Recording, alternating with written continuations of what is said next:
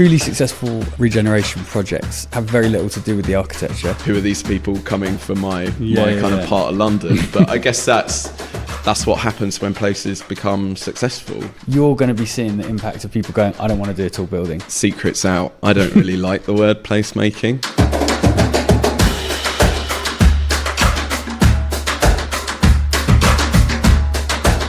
Hi, I'm John Stiles. I'm the Placemaking Manager at Brent Council. So I manage a team of officers specialised in urban design, heritage and conservation, and green infrastructure. So John, welcome to Urban Forecast. Great to see you today. Thanks for having me. Pleasure. What do I need to know about you to know what you consider to be good placemaking?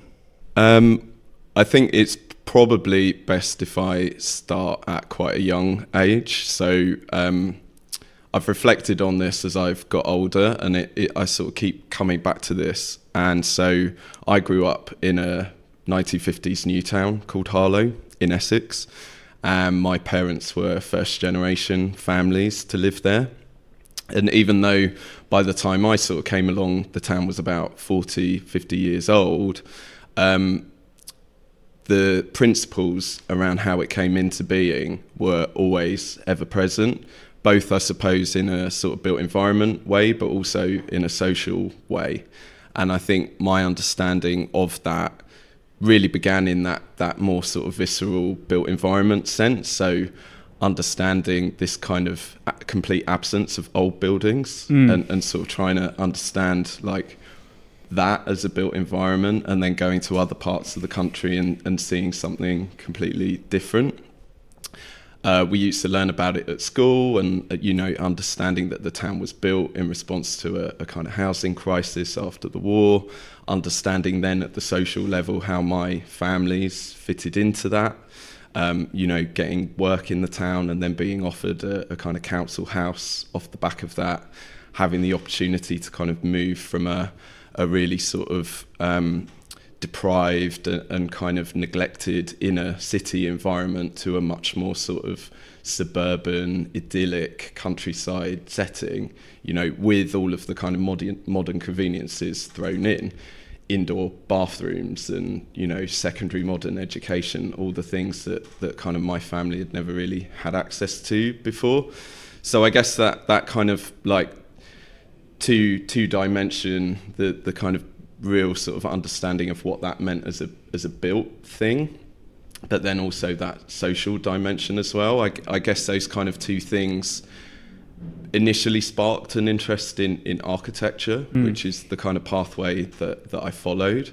But then as I sort of matured and developed as a professional, really sort of coming back to that idea that actually maybe I'm sort of more of a planner or a placemaker or a kind of, I don't know, sort of sociologist in some way. I think it's really interesting that Harlow is your sort of jumping off point, because we do a lot of work in Harlow, we know it very well, and I can't say that as a new town it particularly, well, it's almost a triumph of what can go wrong when architects and placemakers or urban planners like get to in their own heads, and kind of forget about the human experience. It's got like overly large public squares. It sort of almost doesn't work as being experienced by a human. And so do you think it was like almost in contradiction to that? I think there were, so when I did some work experience when I was about 14 at an architecture practice, and my contact there had actually worked for the original Development Corporation through the kind of 70s before it was disbanded. And he had a really interesting perspective on it, which was that when you had that Development Corporation there as the kind of steward of the town and the principles that had gone into the master planning of it, it sort of had seemed, in his view, to have been much more successful. And it was only then when the sort of local authority was formed that, I mean, inevitably we've seen it with lots of places where, particularly kind of through the late 1970s into the 80s, so much decline because local authorities were sort of under-resourced. So, I mean, that's maybe more about how the town was sort of managed. Yeah. Inevitably, I know that there were some experimental housing schemes there which were not well built or well detailed, which kind of failed. I guess you're going to kind of get that everywhere. I mean, you know, look around where we are in Hackney, you know, you can see how many estates kind of suffered the same fate. But I think the kind of the way in which the town was actually set up on this very sort of neighbourhood based idea of, you would have all of your local conveniences, your education offer, retail, healthcare, all within a sort of walking or cyclable distance. I mean, these were principles they were kind of coming up with in the late 1940s. We're still talking about those today. So I think the kind of inherent ambition of it was right.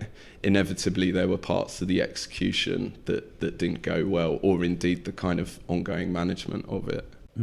So, I mean, I'm really interested because as a sort of philosophical piece, it sounds like your view of that is quite positive, of Harlow's development. And I think, obviously, there has been issues since then. But then now there's a kind of new vision, there's a new leader there.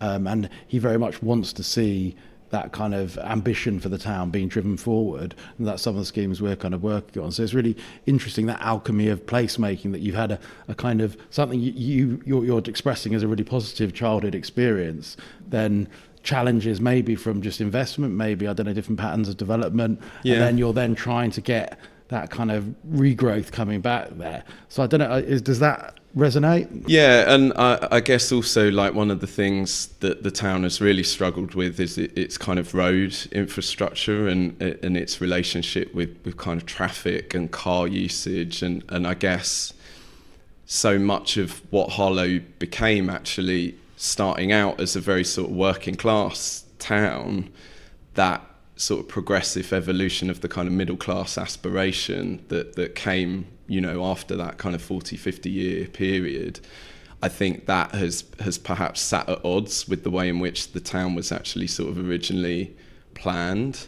And so, you know, so many people drive there because there isn't really the kind of sustainable transport network to support it. And I know with the work that they're doing on the Garden Town, a lot of it is looking at how you can improve that sustainable travel network. I mean, for me, growing up there, because my mum didn't drive and my dad worked away a lot, I just walked and cycled everywhere. But most other people would have moved around by car. It is pretty bonkers to plan a new town and put it 25-minute walk away from the station. Yeah. I feel like that could have been something that was thought about. Yeah. I mean, to this day, it still baffles me how the train station is sat right on the outskirts of the town and not in the heart of it. And it's very strange. Yeah, that is weird. But I mean, also its relationship to the motorway as well, because I think originally the M11 was sort of meant to go around the whole town, and that's why the industrial areas were planned where they are, but then it was moved. And so what that meant is that you have industrial areas that now lorries have to get to by driving through the town, and that's just never really worked with that kind of traffic thing either. So there were some inherent problems, I guess, from the start. Do you think there's a lot of controversy around low traffic network, cutting down kind of cars coming into? Where's your take on that? What's your kind of view? Yeah, well, I suppose, I mean, my experience of London, but specifically working in Brent for the last 5 years and living in Brent for the last 4 years, that's a part of London where it still has quite a lot of car dominance. And that seems to sit at odds with the fact that I think we've got the most tube stations of any borough in London. But that is a kind of more strategic West London issue, in that actually in that part of London, it's really hard to move orbitally, like between the sort of north and the west and back again. But I think there's also, there's maybe a kind of, again, sort of middle class aspirational thing about the type of people that live, certainly in the north of the borough. That sense of like having a car or two or three is sort of part of a kind of status thing. So trying to sell that idea that actually you're not in an outer London suburb, you're in an ever increasingly inner London, suburb, or it's something that's changing from being a suburb to something slightly more dense, trying to sell people that idea that they should in fact be moving around on 2 feet or 2 wheels is really hard to do. It's a real fundamental change.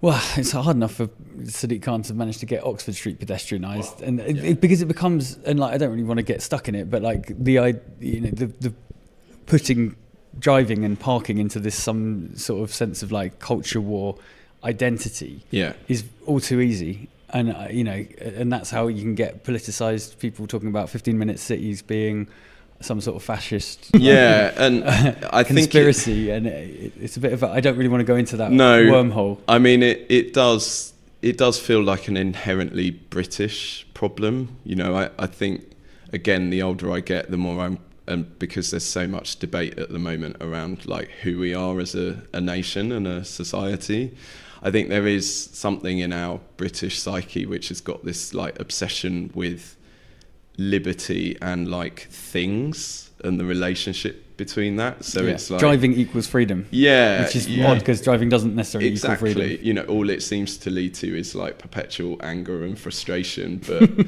it's, I don't know, we're quite like masochistic in that way as a people. I think there's almost a kind of like perverse enjoyment in that. It's like I'd rather have that than a nice, easy walk or cycle. I don't know. I do find when you do kind of public consultation, like people like rarely actually get that interested in the design, right? They always come up parking, and they're like always shouting at you. The roads are already full. You can't have more people. Oh, the design, whatever. Or that assumption that like more people equals more cars. And actually, I mean, I guess in a lot of new development, most of the people moving in are going to be people that don't have cars.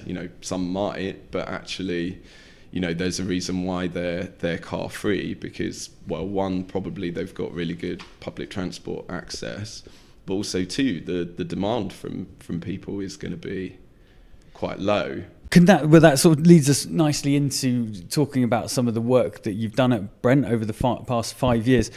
At a sort of high level, how has your attitude to like good placemaking changed from being an architect in private practice to a planner in public practice? Yeah. Well, I think I'd say that when I was an architect, I was probably quite ignorant of a lot of things. And I think my architectural education was really good, but I think it probably led me to be more predisposed towards kind of buildings and the kind of object, and what that's made of and what the kind of narrative is behind it, and sort of trying to, as I think certainly the education process that I went through did, sort of how we position ourselves as almost like master authors. And I wouldn't necessarily change that, because I think it's kind of given me an eye and an attitude to the design of buildings specifically. But I think the biggest thing that's happened since I moved into the public sector is a much greater awareness of people, of place, of the wider impacts of a building. And it's not just about that as a thing, but it's about the spaces in between and the social fabric, and even just down to the kind of nature of regeneration as a whole. I spent most of my time in London living in north or east. I've seen a lot of regeneration.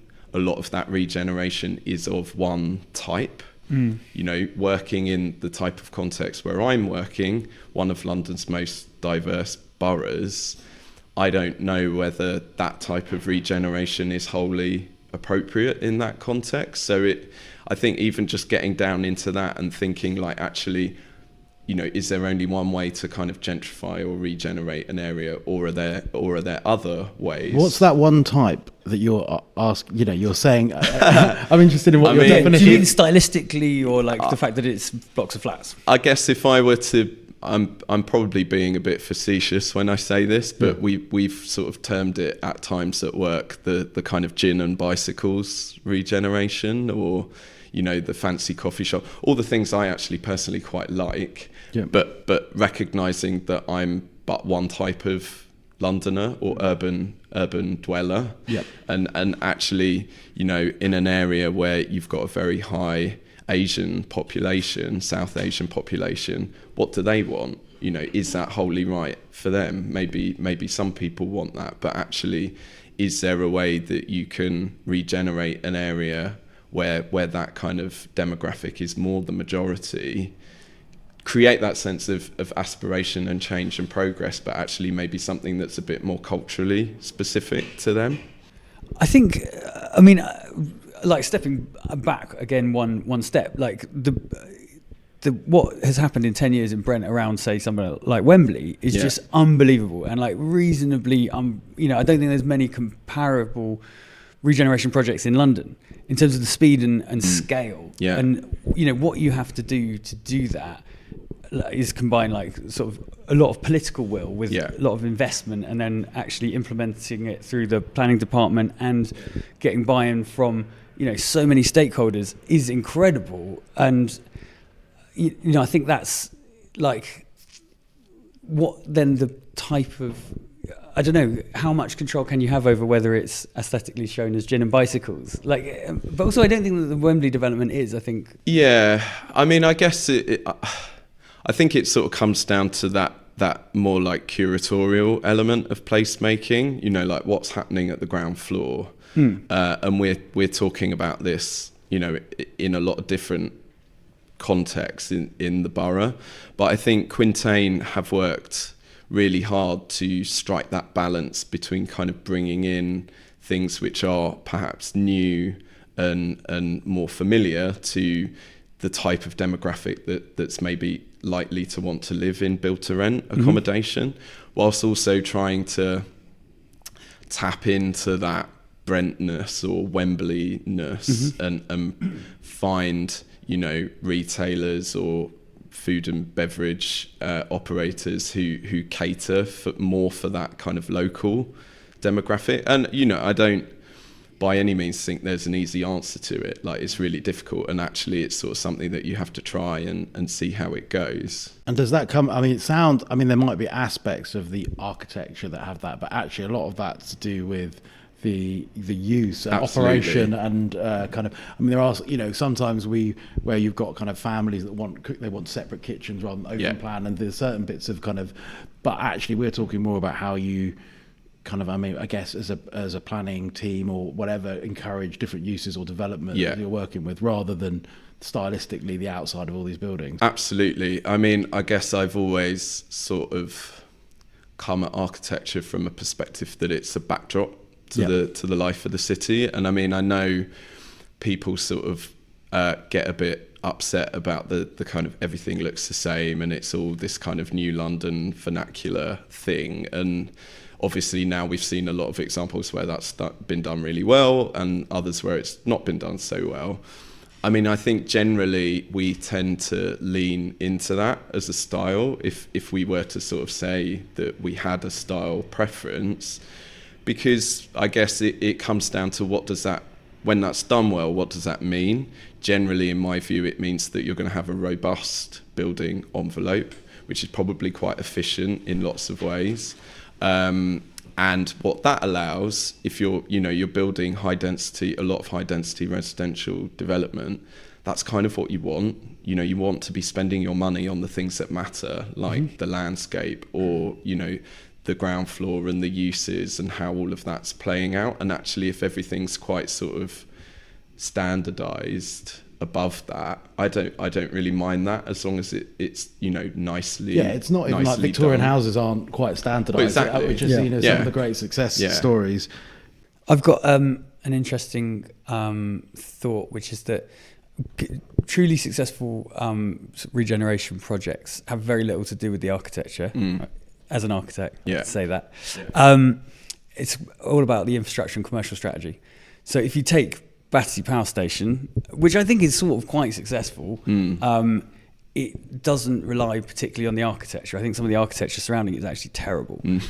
But it has good placemaking because they put a new tube in there, which is the most expensive thing they could do, which is the infrastructure. And they've got a really good commercial strategy. Like, they have key anchor tenants that were going to go in and create like that. For them, it was they wanted this luxury feel, and it totally works. You know, and they are attracting the type of footfall that they wanted, and it had very little to do with the architecture. Yeah. And I think, you know, the same could be said of anywhere, really. If you got the commercial strategy wrong, that's the bit that people will notice most. Vacant shop fronts is the thing that you will notice. And if you can successfully bring life to a place through the commercial strategy and get people in and out through your infrastructure, the architecture, as you say, is like, shouldn't really be the thing that's in focus. Yeah. Because that's not the place. The place is the people, the money being transacted, the people enjoying the experience. Yeah.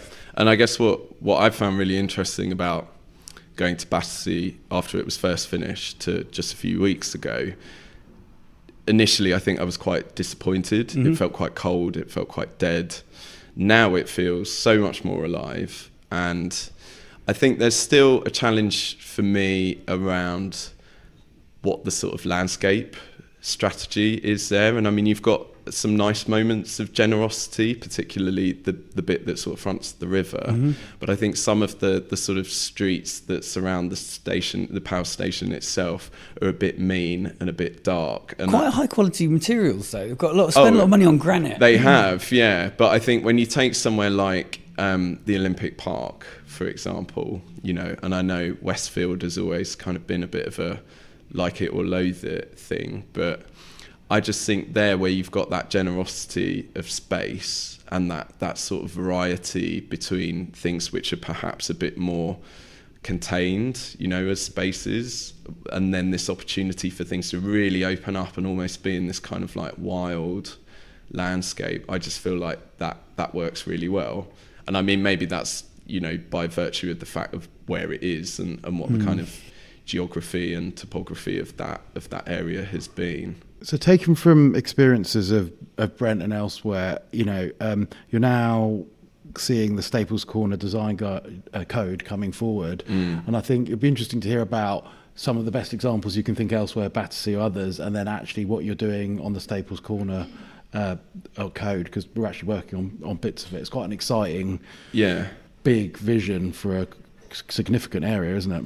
Yeah, and I guess what's interesting about Staples Corner is like where it is. And I mean, we would look at it probably and think, God, that's awful. You know, it's like hemmed in by these horrible roads, and you know, you can't move around, certainly as like someone on 2 feet or 2 wheels.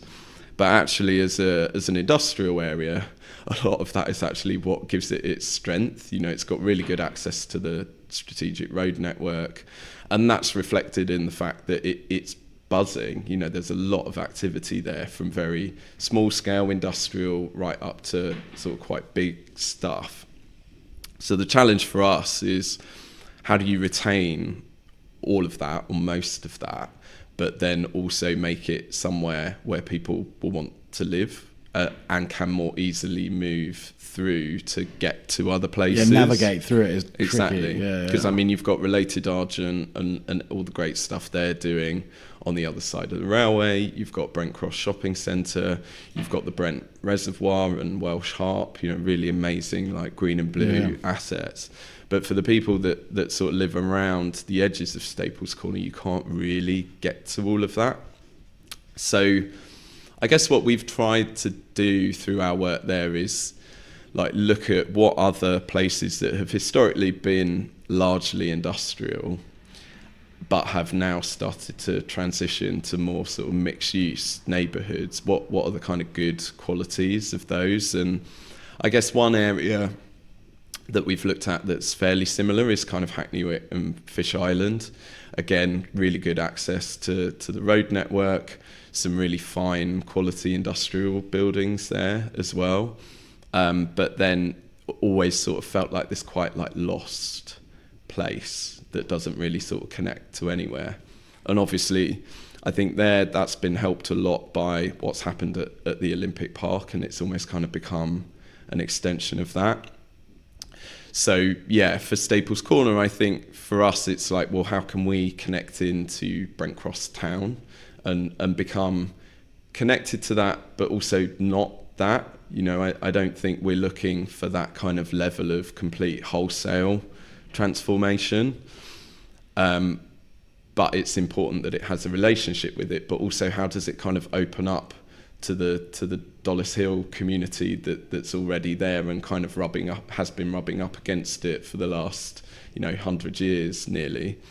So I think our design code is really focused on public realm and how that can be improved, because the streetscape is very much designed for vehicles and not people. And then in terms of like character and identity, how do you retain that sense of it being this sort of very well-known industrial area? It's named after a mattress factory. It's like, that's how sort of important its industrial heritage is to it as a place. But then also sort of, you're going to end up with buildings of much higher density that are residential or mixed use. How do you sort of find that? How do you bring that industrial character through into those buildings in some way, keep that familiarity, but also create that kind of sense of a new place? Yeah, no, it's I mean, you got the you give Hackney Wick as an example, which we know very well. It's just up the road, and I used to live there. But that is very much the gin and bicycle brigade, isn't it? Like, it is that. And actually, around the older bit of it, the road networks. Well, right now they've created bridges and connections, but the new bit of the Olympic Park's terrible. The road, it really cuts up everything. So that hasn't worked. I think some of the industrial estates in Waltham Forest are more akin to Staples Corner. I just think it's interesting because you were going back to the kind of different cultural aspects, and you've got that, in Staples Corner, you've got it in Brent, you've got it that, and actually seeing a new type of, a new exemplar, like if you got, because Hackney Wick's got this East London ex-Olympics hipster vibe going on, and I think Staples got, which I know well, I was brought up just near there, and very different. It's a kind of a mixture of things and can't quite communicate with itself because of all the roads and everything else. So I think, it'd be interesting to see how it comes forward. Yeah, I think in that sense, like in terms of the more sort of use conversation, I think what's nice about Staples Corner is you've got some very large land holdings there. And so we've been sort of thinking about those as kind of like stacked industrial, big logistics hubs. We've got a big data center there and so on. There's also a big Asian supermarket cash and carry site. But then you've also got, particularly around the edges, you've got much more finer grain stuff. And I think Brent isn't really sort of known, I think, so much for its kind of arts scene, compared to other boroughs. And I think what's nice about Staples Corner is that there's something of an arts community there. And I think that more kind of finer grain industrial part, which is the sort of transitional area between the bigger stuff and the residential, that kind of presents a really nice opportunity for us to maybe foster more of a kind of creative hub as well. So I think when you think about it that way, having these kind of very big sort of nationwide scale logistics things sat next to these much more kind of finer grain creative enterprises, that could be a really interesting and sort of unique mix for that area. I think it's an interesting question that must come up in Brent quite a lot. You've got certain places, like when they moved Wembley Stadium to its new location, there was just nothing around it. So that is regeneration in a tabula rasa style. There's nothing to deal with particularly. You just put some new stuff around it but Staples Corner, there's a thriving industrial estate already there. There's residents in residential communities all around it. How do you balance out sort of the demands of the existing residents and businesses with the sort of vision to change it and transform it? Do those two things conflict? I think generally from our engagement with landowners, they've been quite open to what we've been working on. I think both residents and businesses recognise that there isn't actually really a lot there for them. So one of the things that kept coming up through engagement is like, there's nowhere really to buy lunch, there's nowhere to go and sit, there's nowhere to pick up conveniences on the way home. It's almost like you sort of, certainly if you work there or run a business there, you kind of come in and then you leave again. And then if you're a resident on the outskirts, it's kind of somewhere that you quickly get through to get somewhere else that has all of that stuff. So I think there's definitely a support amongst the different types of community there for it to become a more sort of sustainable place in that way, and to kind of have things there that are of use, to those communities. Okay, I'm going to continue the question and take it a bit more borough-wide. Yeah. Brent is not scared of height. Yeah. You got some pretty tall buildings going up already, and new ones in the pipeline. Is that something where you do find that there's a disconnect between the ambition of the borough to bring in investment and make it clear that it's a pro-development borough, but for the people living there who then have to experience these very tall buildings that really change the visual nature of the borough to an extent. Is there a conflict there? Yeah, and well, inevitably, and we're I guess, like anywhere else, we're not particularly popular when it comes to the amount of tall buildings and the density of development. I think that's not helped when people perhaps perceive that not necessarily bringing as much public benefit as it could. And I mean, we all know what challenge it is now more than ever to secure that public benefit, be it affordable housing or whatever. I think we're always working in an imperfect situation, and I think my view, and I think it's fair to say the view of my colleagues, is that we always try and be pragmatic about that. And I guess the thing that I always say is that I would rather do something than nothing. You're going to be making some kind of improvement if you do something versus if you did nothing. But obviously that's a very hard conversation to have with communities that see this transformational change happening so rapidly.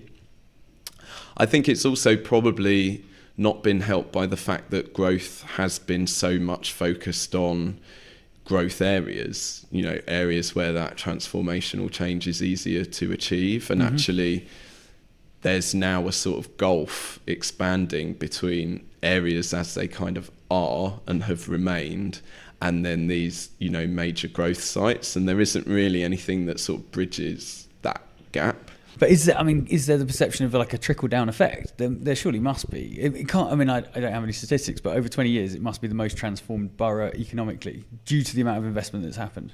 Yeah, and I think that's that can be attributed to an alignment between the sort of planning and politics of the borough, which you don't have everywhere. Yeah, no, I mean, I think there is, and I guess the leader of the council would hope that all of that encouragement of all of that investment has led to an improvement in the borough. And I don't know the borough well enough, certainly not as well as him. I think he was born and raised there. So, but I know that is his driving commitment, is to sort of leave it in a better place than he found it. But I think you have to be careful, and I think we want good investment. We want the right sort of investment with the right sort of principles behind it, and it shouldn't just be anything at any cost. Yep. And I think we've got better at that, particularly in terms of design quality, but also, having an open door, but also sort of saying, well, if you're going to, it's a privilege for you to work in our borough. We want certain things from you, in recognition of that privilege. I find that also some of the best approaches of the local authorities we work with, when they come in to speak to developers and say, look, guys, we're happy for you to come forward and do a development, make money, but we want X, Y, and Z. And that's quite clear, but then also they're fair on the flip side that you get a bit of extra height or, whatever it is that actually, because what we're seeing, and you only saw it last week, there's so few starts actually happening in a lot of London boroughs. And actually that pragmatism you talked about is critical, I think. Otherwise, the whole nothing happens, and then it's really problematic. We want stuff to happen, and when stuff doesn't happen, we get upset about it. Not just because we've invested a lot of time as officers to try and get things over the line, but we know that means a lack of progress. No planning contributions coming in, and so on. So I think we are a really pragmatic authority, and even when we set hard lines and firm expectations, we're always happy to discuss and negotiate. I guess ultimately that does often lead to not always the ideal outcome. And that, I guess, as a kind of public-facing organisation, that's something that we have to take on the chin and navigate. And I think we're doing some good work around how we bring people on that journey with us. We set up a community review panel, for example, which has been a really great addition to how we sort of scrutinise development proposals. And I think that what's been even more reassuring is that the kind of development community have really welcomed that and really valued that panel's input. There's also bits of work that we've been doing around youth participation, generally a really underrepresented demographic in this process. Ultimately, they're the ones that are going to be benefiting from all of this. And it's quite sad in a way when you talk to young people that they don't recognise the kind of agency that they have over this, and that they can and should be having a voice in it. So there's a lot more work to do, but I think we are trying to identify, who we need to be bringing on that journey with us.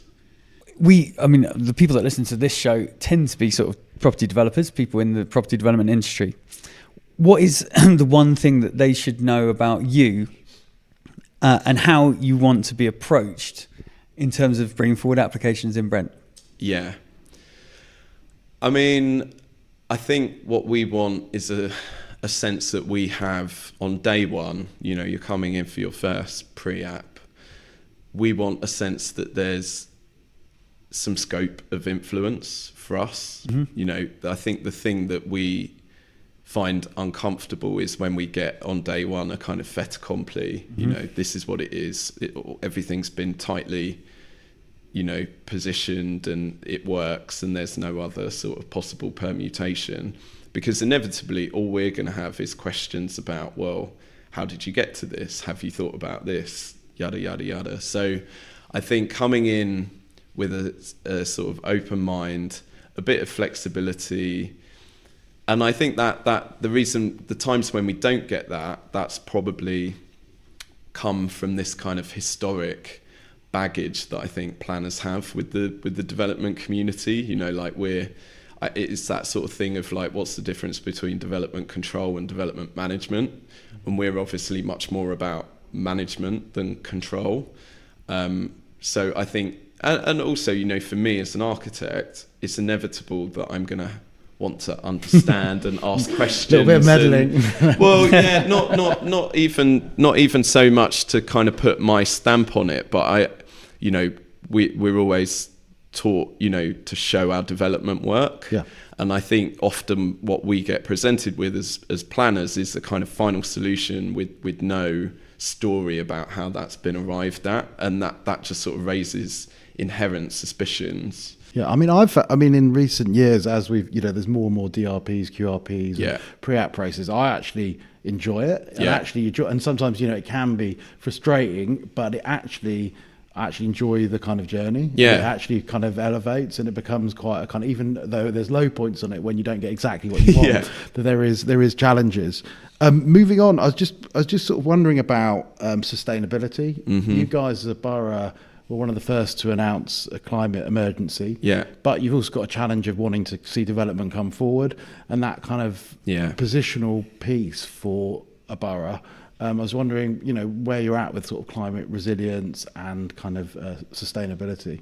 Yeah, so we have a climate and an ecological emergency strategy, and it's got various parts to it, but obviously there's one around built environment.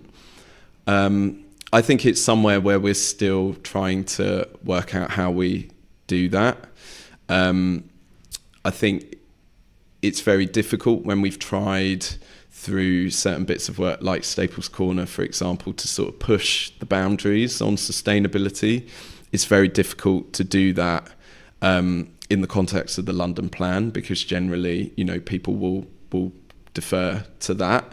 So it's been hard for us to sort of go above and beyond those requirements from a sort of policy perspective. I think we try and come at it certainly through the kind of pre-app process, working with architects from a kind of first principles point of view. So, is the building orientated properly? You know, have you thought about wind? Have you thought about solar gain, etc.? You know, are you maximising the amount of dual aspect homes? All quite sort of basic stuff, but I think the kind of principles set out in the Letty guidance sort of provide a really useful starting point for us. And actually, I mean, you'll be amazed at how many architects don't think about that stuff as a sort of first port of call. So yeah, it may sound simple, but we have to sort of make that clear. But I think there's a huge space for us to think about retrofitting. And I mean, we do have a lot of existing building stock. I don't think we've really done much work in that space yet. So I think there's a real opportunity there. But then also in terms of my team, we're looking at sustainability a lot through the kind of green infrastructure dimension as well. So we're just about to publish a tree strategy for the borough for public consultation. And a lot of what that seeks to do is kind of embed climate resilience, dealing with urban heat by trying to increase canopy cover in the borough, looking at kind of the relationship between canopy cover and deprivation. So there's a kind of climate resilience aspect to that. Also making sure that we're planting like the right tree in the right place and that sort of thing. And then we've got, we're one of the few boroughs, I think, in London to actually have an ecologist on board. So we're looking at biodiversity net gain and habitat banking.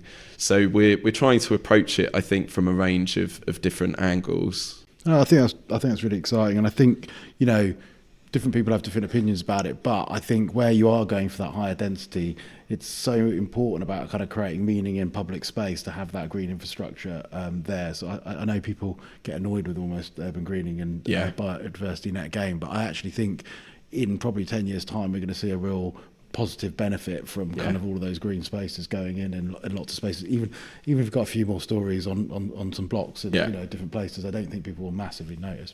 Yeah.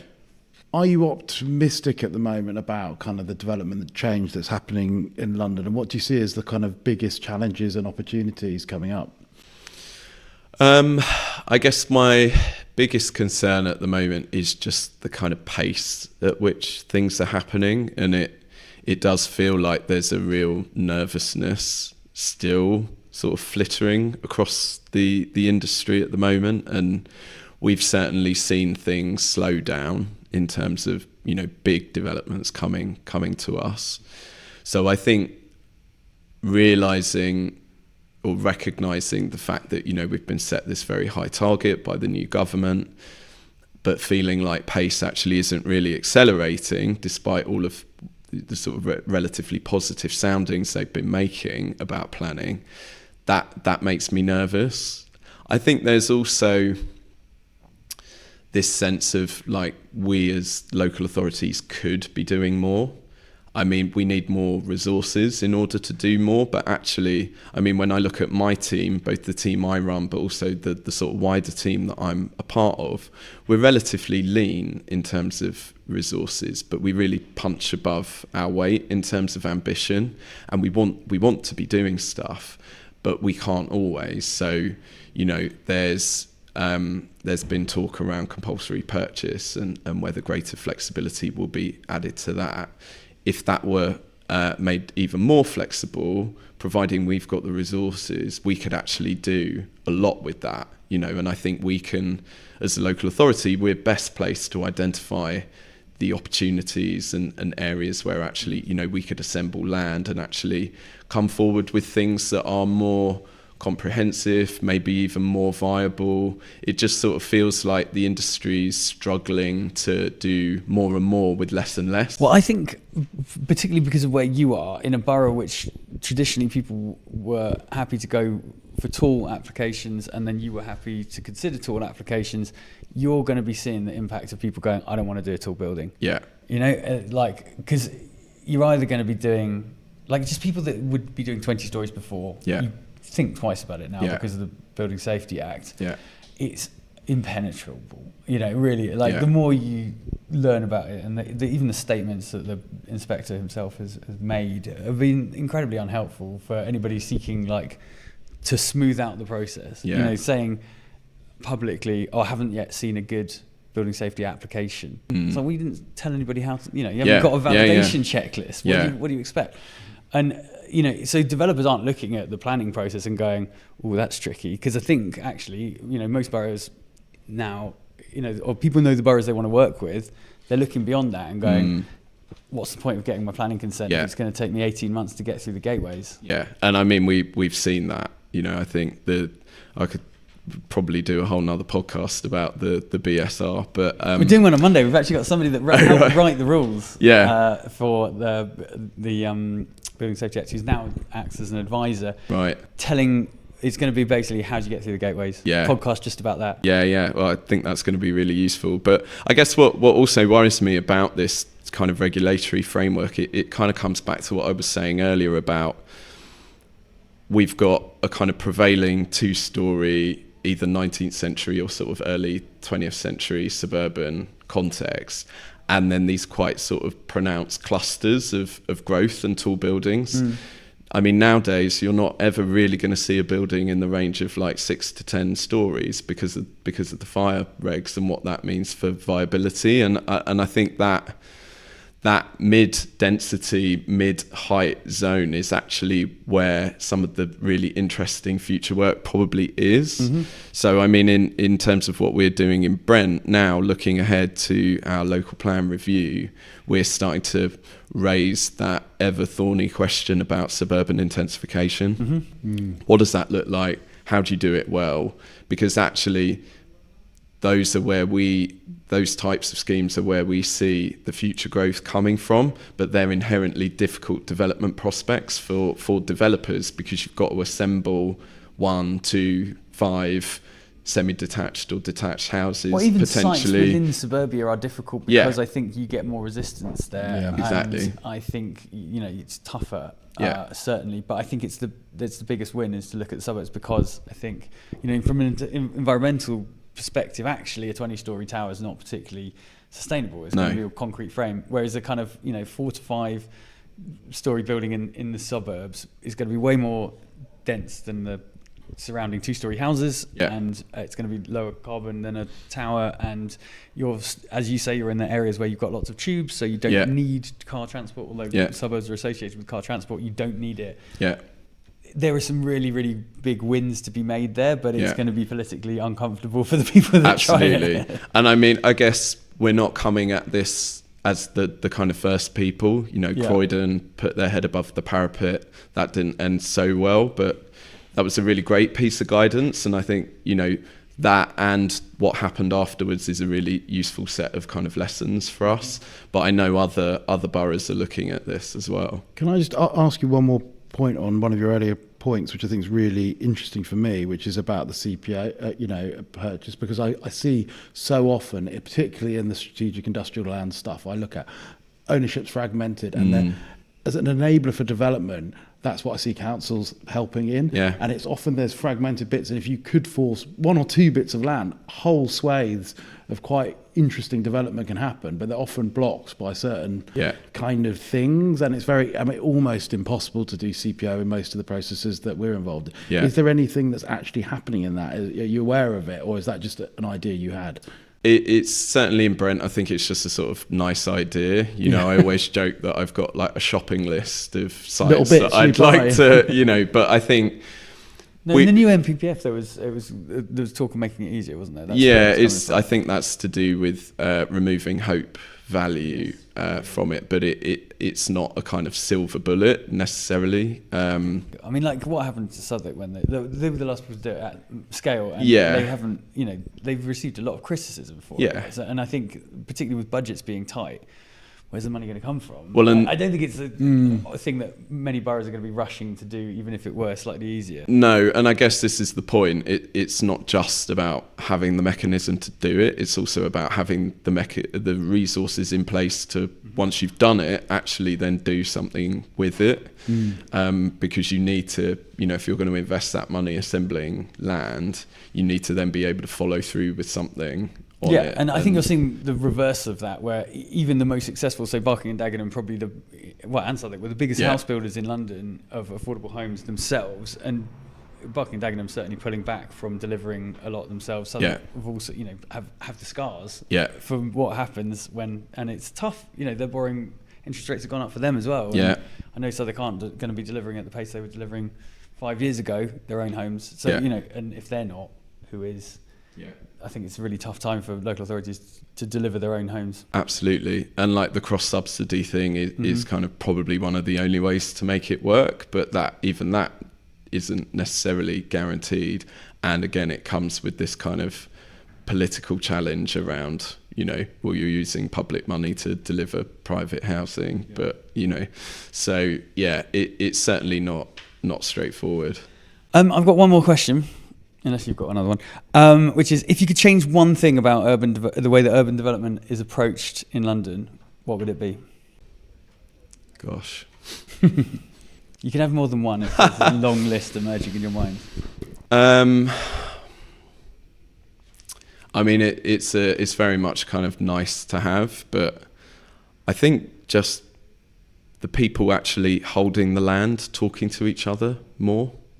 I think there's a real, and I get it, commercial sensitivity and so on, but the amount of times that I see a lack of joined up thinking because of that drives me insane, and that's, I guess, where the sort of point about CPO comes from, because we don't have to worry about that and we can take that strategic view. But I think landowners and developers actually being able to sort of talk to each other a bit more, because we're not lacking in a kind of strategic approach to development. We've got a really robust London plan, new one on the way. A lot of boroughs have got adopted local plans, so the kind of framework is there, but I just don't feel like that necessarily marries up with what the development industry is doing, and they're kind of sitting in their little silos looking at their bit of land and not necessarily really thinking about how they fit in with other things. So I think I would say, I'd change how much sort of openness there is. But that is, that's where you guys do have that ability to do that. And that that's kind of the joy, I suppose, of moving from an architect being within the red line to being a planner, where the red lines, they exist less, right? When you're allocating sites, you're thinking about how this whole area is going to change, and that that must be one of the nice things about absolutely something like Staples Corner. Putting together something where the red lines just disappear momentarily. Then it's the landowners to try and work together to deliver that vision, and that working together is the hard bit. And I think maybe I'd tweak that slightly to say, I wish landowners would think more outside their red line. I think that's be that through working together or just having a sense that actually their influence doesn't stop at that point. Even in terms of how we look at drawings, like everyone stops colouring in at the red line and then everything disappears into black and white. It's kind of, that's not how the world looks. How the city looks. I guess it's complexity on some levels, and I think you guys setting a clear vision for what you're looking for can help in that, and I think you are doing that in Staples Corner and elsewhere. But I think, because I know from our clients, they're like, don't overcomplicate, I don't want to have to, and that's the sort of thing. But if there's if we can join it together and get a marriage value, that then maybe it's worth looking for, as part of a wider piece. But I think really interesting point. Thank you very much. It's been really interesting chat. Thanks for having me. Thanks so much, John.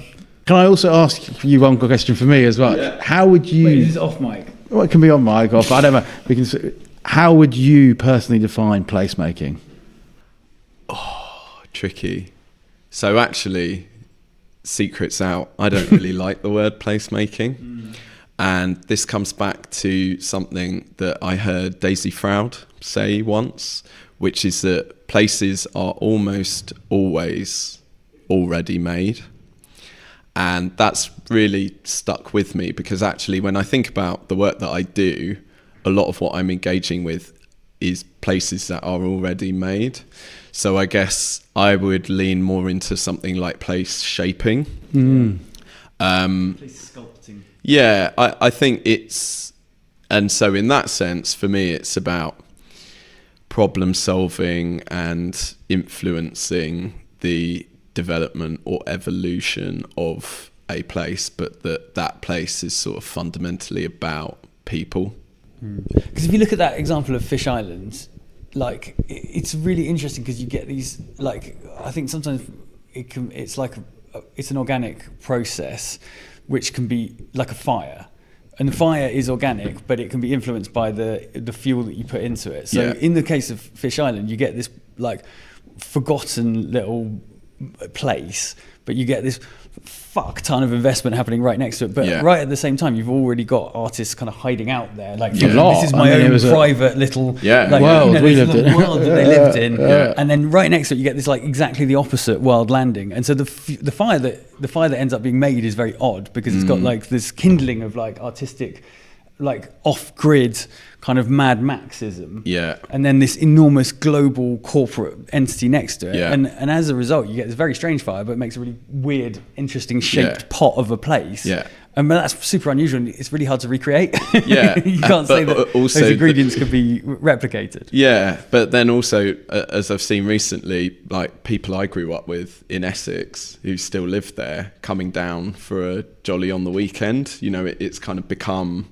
Well, if you go and watch West Ham, it's great. Well, everybody else comes in through Westfield, I'm like, no, let's go to Hackney Wick and have a few pints with the West Ham fans in Hackney Wick. It's great. So, I mean, it's kind of, I don't know, maybe for the people that are already there, that like influx. I mean, I certainly remember like living in Shoreditch in the early 2010s and that kind of same phenomena happening and being a bit sort of like, who are these people coming for my kind of part of London? But I guess that's what happens when places become successful. You know, people want to be there. There's a whole like societal thing about like lifestyle aspiration and buying a lifestyle. You know, people that go there are probably like buying their weekend dip into that bit of like interesting East London life that they'll then go, you know, back to Essex and tell their colleagues or friends about on a Monday morning, you know.